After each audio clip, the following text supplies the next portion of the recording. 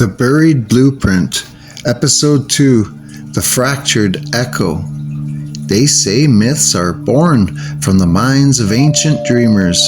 But what if the dreamers were historians and what we call myth is simply memory, fractured, scattered, intentionally severed from its source?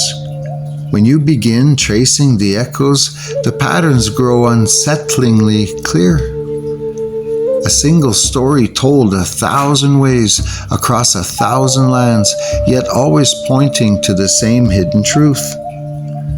Long before conquest carved borders into the bones of Turtle Island, vast alliances stretched from northern ice to the southern jungles. Elders spoke of Kehahka, serpentine guardians not of evil but of wisdom, mirrored in the Naga of India, in the Quetzalcoatl of Mesoamerica, the feathered serpents carved into Mississippian copper plates, and the double serpent insignias found in forgotten earthworks. These weren't isolated symbols. They were signatures of a unified cosmology, an indigenous confederation spanning continents, its memory shattered only after fire and steel swept through the land. Even the political blueprints echo the ancient design. The Iroquois Confederacy, the Haudenosaunee, Great Law of Peace, these weren't primitive democratic experiments. They were the original architecture that even the United States borrowed from, while rewriting indigenous nations as warring savages to justify erasure. Yet the irony lingers in plain sight.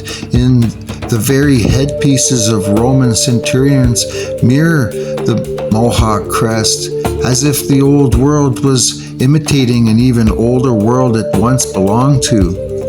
And if Turtle Island was part of the old world before the cataclysm, before the sea rose, before coastlines collapsed, before a wandering star burned symbols into the earth, then the stories that survived in fragments suddenly make sense.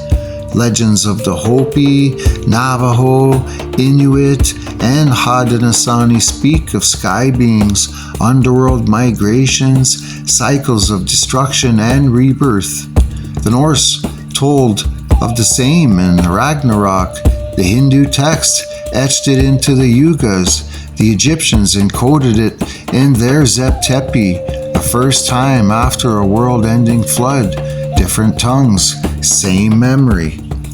But if this world was once unified, if cultures we now call Roman, Egyptian, Mayan, Olmec, Anishinaabe, Haudenosaunee, Anu, and Dogon were once branches of the same pre-cataclysmic civilization, then the distortion of history isn't just a mistake, it's a weapon.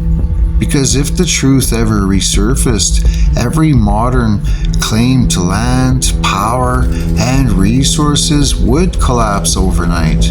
If the suppressed people of Earth realized they were not the descendants of lost tribes but the original architects, the rightful heirs to a forgotten world order, the entire global hierarchy could crumble. Maybe that's why history had to be rewritten with such brutality. Maybe that's why the death toll across inquisitions, enslavement, colonization, assimilation, and conquest looks less like coincidence and more like a systematic cleansing, one that quietly exceeds the numbers we're taught, including the repeated 6 million tragedies that echo across timelines like a haunting refrain, a fraction of the true cost of the world's rebranding. And in the ruins of erasure, something else stirs. Archeologists stumble on Roman coins in the Carolinas, Phoenician anchors off Brazil, Egyptian-style mummies in the Grand Canyon, copper mining tunnels in the Great Lakes, older than recorded history. Inuit legends speak of lands without ice to the north. Quechua stories speak of sky portals. Siberian shamans echo the same migrations as the Navajo. The Dogon speak of star knowledge identical to the Hopi. Different continents, same storylines. The New World might be the oldest chapter of all, a chapter someone has spent centuries trying to bury, because if the suppressed ever reclaim their origin story, the world built on their backs will be forced to face its reckoning.